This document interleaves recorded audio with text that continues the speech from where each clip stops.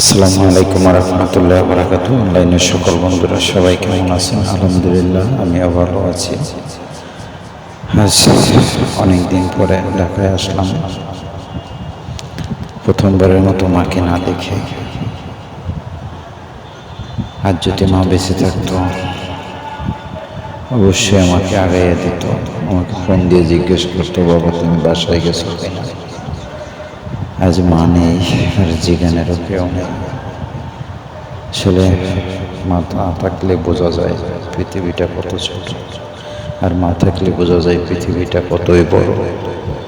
তাই সবাইকে বলি, সবাই মায়ের প্রতি শ্রদ্ধাশীল হন, মায়ের প্রতি খেয়াল রাখেন, বাবার প্রতি খেয়াল রাখেন।